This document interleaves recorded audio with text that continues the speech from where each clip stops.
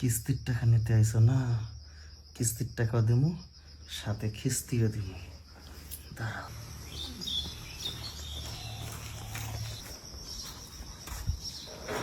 রফিক ভাই, এ রফিক ভাই, কি ব্যাপার? বাসে কেউ নাই নাকি? ভাবি, ভাবি, কি ব্যাপার? প্রথম ধরে গেট ঢুকাইতেছি, গেটে যে খোলার না। বলেন। কিছু দেন কিস্তি বাবা। আজকে কি শনিবার? না, আজকে শনিবার, আজকে চাঁদরাত। আপনি ঈদের দিন। ও মনে আছে, ওই এনজিওতে গেছেন না?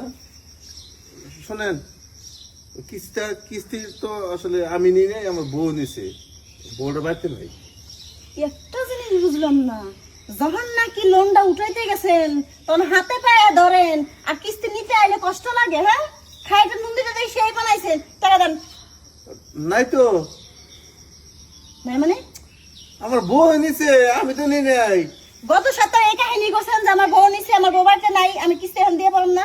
সামনে সপ্তাহে এসেন। আজকে আজকে কিস্তি ছাড়া আমি দামই না কম। না গেলে থাকেন। কিস্তি দিয়ে দেন। মোর যন্ত্রণা, আমি কিস্তিটা দেই কোন থেকে? আপনি তো সে একটা ফাউল লোক। হ্যাঁ, টাকা নেওয়ার সময় কত হাসি খুশি, আপনার চিন্তা করেন না আমি সব টাকা শোধ করে আমি সপ্তাহে আর এখন দিতে গেলে খুব কষ্ট লাগতেছে। শেষরা দিন কর আগে মানে এরকম লাগে কিস্তি দিতাম না। কিস্তি তো আপনার দেন নাই, দিছে আপনার অফিসের লোক। আমি অফিসে বিকালে যাই মনে, আপনি যান গা। বিকাল যাবেন মানে? এই কিস্তির আমরা নিবে যায়, যেমন আপনারা শেষরা ওইরকম মনে করেন আমাকে সার দিয়ে বড় আছে না, হেডি মনে করেন সবসময় আমাকে প্রাধান্য তালাই থাকে। চাকরি যায় আর আসে আপনি গলিগা।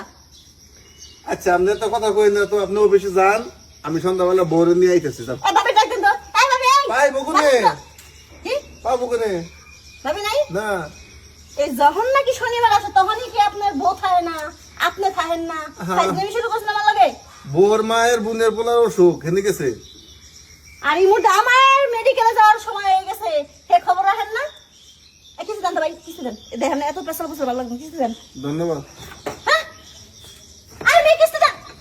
ও বাবা, মুখের উপরে গিটটা লাগাই দিল। কি ফালতু লোক রে। হ্যাঁ, যাকে এনার সময় লস করে লাভ নেই। দেখি ওই করিম চাচা আবার কি করে।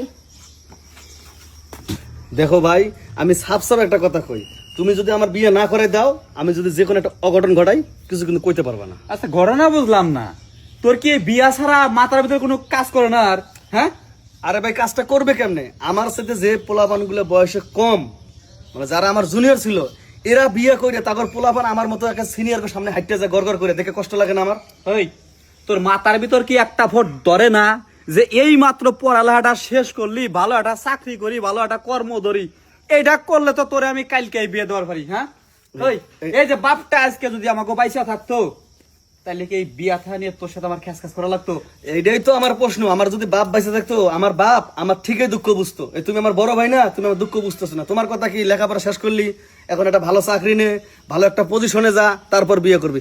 আচ্ছা ভাই, এই ভালো পজিশন, ভালো চাকরি এসব খুঁজতে গেলে আমরা তো চুলদারি পাকিয়ে যাবো, তখন তো আমি ওই যে সুন্দরী মেয়ে পামুন রে ভাই।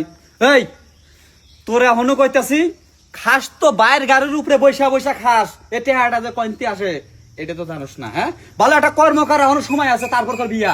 আমি বুঝতে পারছি ভাই, আমি খুব ভালো করে বুঝতে পারছি। লেখাপড়া আমার শিখাইছো না, এই যে হাতে কলম না, এই কলম দিয়ে কি করে এটা আমি ভালো করেই জানি। ঠিক আছে, আজকে হোক আর কালকে একটা অঘটন আমি ঘটামই, কথাটা মনে রাখো খালি। আমার আমি বিয়ে করে ছাড়বো। সাগর ভাই, এই সাগর ভাই, কেডা? কি যে তো ঝামেলা, কি যে গরম ছাড়ছে গো, জীবনটা একদম শেষ হয়ে যাইতাছে। আপনি কেডা গো? আমি কিস্তির ম্যাডাম। সাগর ভাই ডাকেন তো। সাগর ভাই, মানে বড় ভাই ডাকবো? হ্যাঁ, কিস্তির টাকা নেবেন? কিস্তিটা দেন। আরে আপনি তো এই জায়গায় ঘামিয়ে যাইতেছেন, আইন ঘরের ভিতরে আইন। ভাই দেখেন, ঘরে যে বসার সময় আমার নাই, আপনার মতো অনেক সদস্য আমার আছে। আরে আমি 3 বারই নিছি, আর অন্তর অনেক আছে। আমি খুব ভালো করে জানি, আপনি ঘরে যা বসেন, আমি কিস্তির টাকাটা ম্যানেজ করতেছি, আর সেই সাথে আপনার ঠান্ডা গ্লাসে শরবত না খাওয়াই, তাহলে তো মনে করেন নিজে কষ্ট পাবো। কি লেগে জানেন? এই যে হ্যাঁ, এই যে একদম ঠিক কথা কইছেন, বুঝছেন? আমার অনেক পানি পিপাসা লাগছে, যদি এক গ্লাস ঠান্ডা পানি দিতেন ভালো হইতো একটু। আসেন আসেন, আসলে কি হয়েছে জানেন না, সারাদিন এই যে কিস্তির এই জায়গায় বসেন। আরে ভাই জানেন না, এই সদস্য চিল্লাইতে আমার গলাটা পুরোই ব্যথা হয়ে যায়, মানে নিঃশ্বাসও নিতে পারতেছে না, এখন এমন অবস্থা হয়ে গেছে। আপনার দুঃখটা কেউ না বুঝলে আমি বুঝি, ঠিক আছে? আপনি এই জায়গায় দাঁড়ান, আগে আপনার ঠান্ডা পানির ব্যবস্থা করি, পরে কিস্তির ব্যবস্থা। হ্যাঁ, আচ্ছা ঠিক আছে। একটা জিনিস বুঝলাম না, একই বাপের জন্ম, হ্যাঁ? সাগর ভাই দেখলে পরে খেটখেট করতেই থাকে, কিস্তি দিতে সমস্যা করে। আর এই লোকটা কি ভালো, কি সুন্দর ব্যবহার করতেছে। আর পানি চাইছি, কই না শরবত দিই না, আমার তো শরবত খাবে না, পানি লাগবো।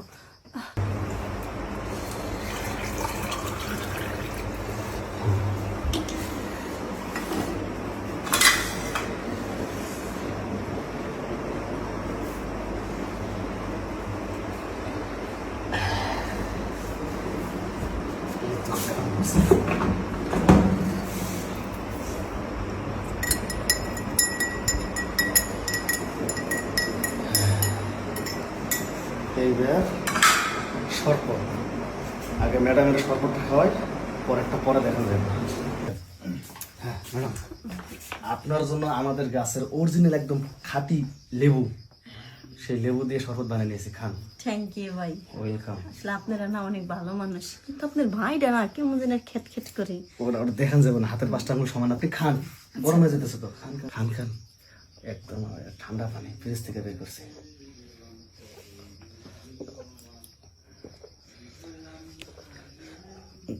পুরোটাই খান ম্যাডাম, পুরোটাই খান, আপনার শরীরে কাজে লাগবে। আপনি কতবারই যান, কতবারই যে কিস্তির টাকা তোলেন।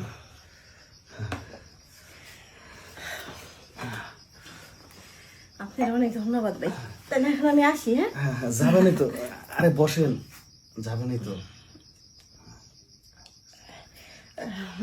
আচ্ছা ভাই, থাকেন। হ্যাঁ